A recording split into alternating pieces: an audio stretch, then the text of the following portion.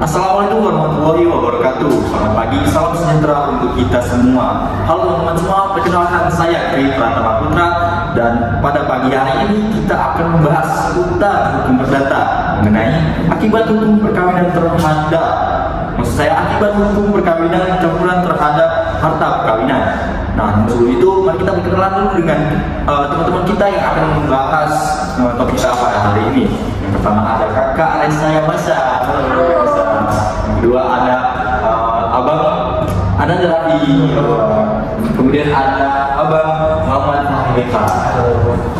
Nah, sebelum kita membahas jauh mengenai hukum perkawinan campuran akibatnya terhadap perkawinan harta perkawinan ini, sebelum itu saya ingin bertanya dulu nih, sebenarnya apa sih perkawinan campuran itu? Mungkin saya izinkan kepada abang Muhammad Fahimika.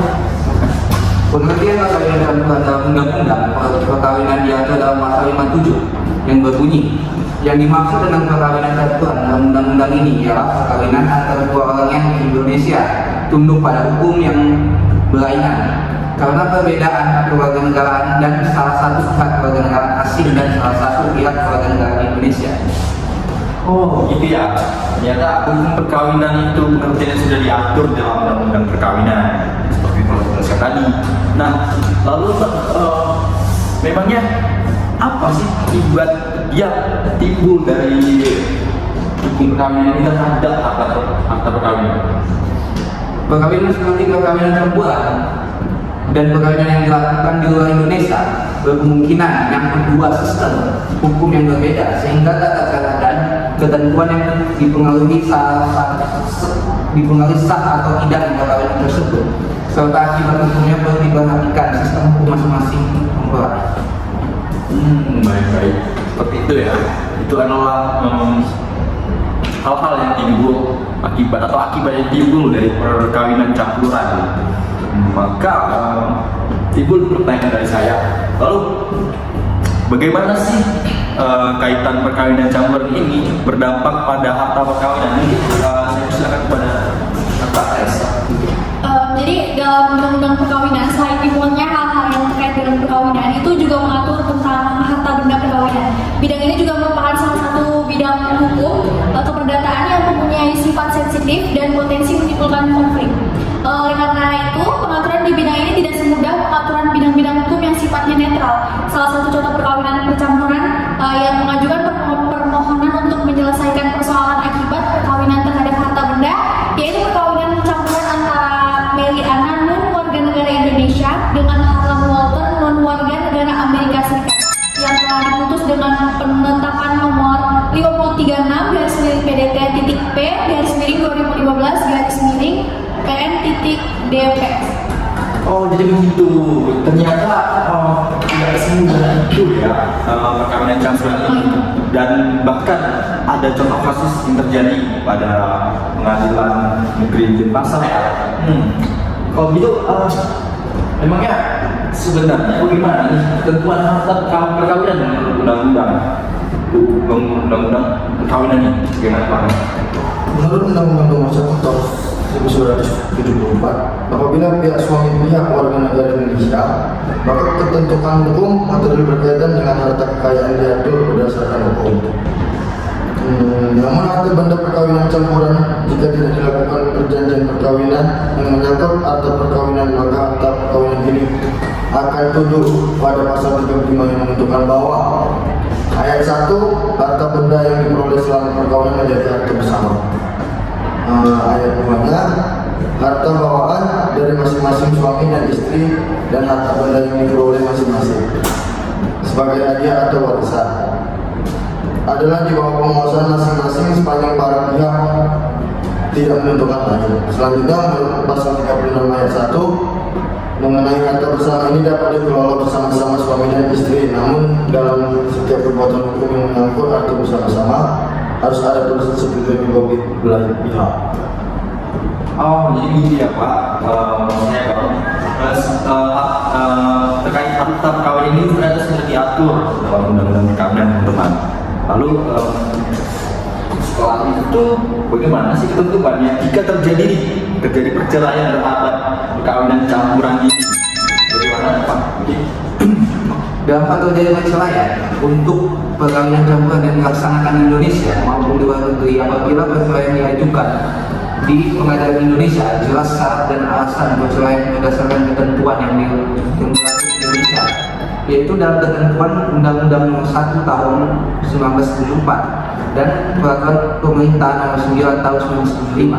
Dan khusus untuk perkawinan sipil berlaku pula ketentuan Peraturan Perundangan Nomor 10 Tahun 1983 dan Peraturan Pemerintah Nomor 45 Tahun 1990.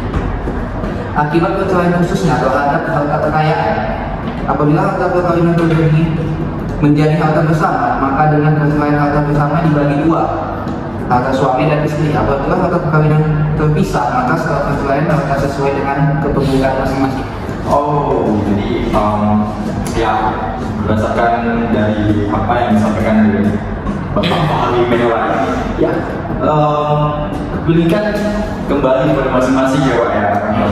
Lalu bagaimana nih bisa suatu perubahan hukum itu terjadi pada harta perkawinan ini?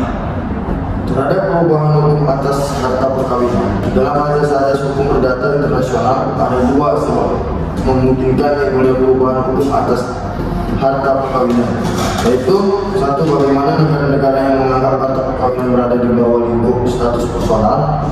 Yang kedua, bagaimana memulai dalam negara yang menganut prinsip nasionalitas kewarganegaraan yang kuat. Yang ketiga, bila mana mempelai berdomisili di negara yang menganut teritorialitas kemudian berpindah domisilinya. Yang B-nya, bila mana undang-undang yang mengatur mengenai harta perkawinan mengalami perubahan. Dalam hal ini, apabila hukum mengenai harta perkawinan mengalami perubahan akan timbul masalah.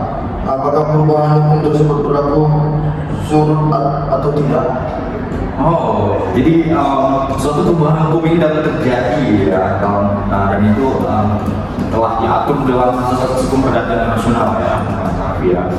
Berikutnya, misalkan nih dalam suatu kasus tidak penetapan pengadilan negeri pasal yang disebutkan sebelum tadi, lalu apa sih akibat hukum perkawinan campuran yang terjadi terhadap harta perkawinan pada saat itu?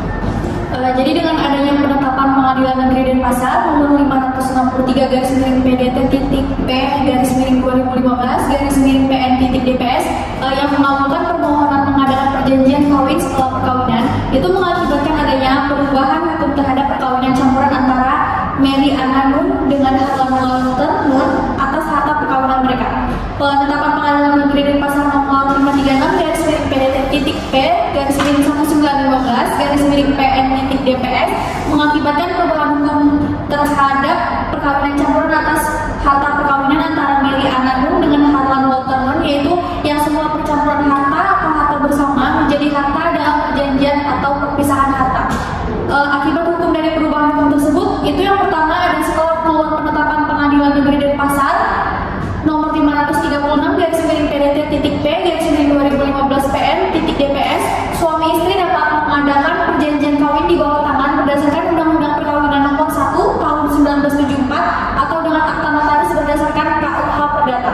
Yang kedua itu mencatatkan perjanjian kawin tersebut pada pegawai pencatat perkawinan, yaitu Kantor Urusan Agama atau KUA atau Dinas Kependudukan dan Catatan Sipil. Yang ketiga itu sejak dicatatkannya perjanjian kawin tersebut, maka terjadi perpisahan harta perkawinan. Oh, jadi itulah beberapa akibat hukum dari perubahan hukum yang terjadi pada penetapan pengadilan negeri di Denpasar. Maka lalu setelah hal tersebut terjadi, maka bagaimana hasil kesimpulan dari putusan kasus tersebut? Apa yang dialami para pihak yang terkait? Jadi oleh karena itu perpisahan harta, maka berdasarkan asas-asas HPI, apabila harta perkawinan dalam perjanjian, maka berlakulah bahwa harta perkawinan berdasarkan pada penguasaan masing-masing pihak, yaitu pihak suami istri. Dalam perkawinan campuran tersebut, istri adalah warga negara Indonesia terhadap asas hukum perdata internasional yang mengatur harta perkawinan yang berada dalam lingkup status real atau atau status realita dapat kita lihat pada harta istri yang termasuk benda-benda tetap berlaku lex realis atau letak di mana benda tetap itu berada, yaitu Indonesia.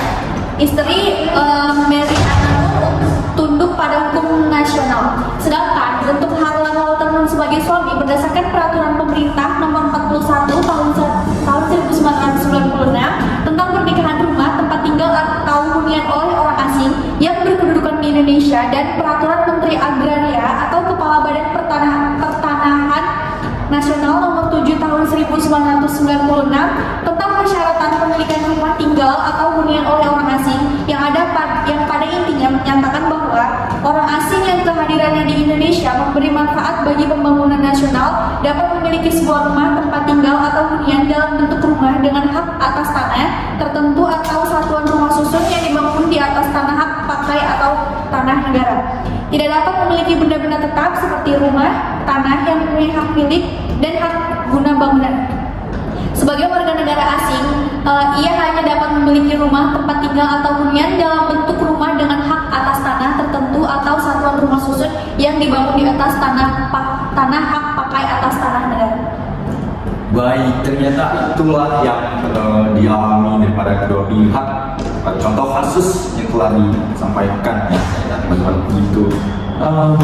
Mungkin kesimpulan yang dapat kita ambil yaitu akibat hukum dari perkawinan campuran ini terhadap harta perkawinan menurut Undang-Undang Perkawinan Nomor 1 Tahun 1974 tentang perkawinan. Apabila para pihak tidak mengadakan perjanjian berkawin, maka harta perkawinan jadi harta bersama. Nah, kemudian juga berdasarkan asas-asas hukum perdata internasional bahwa perubahan hukum itu dapat terjadi terhadap harta perkawinan yang tidak berlangsung.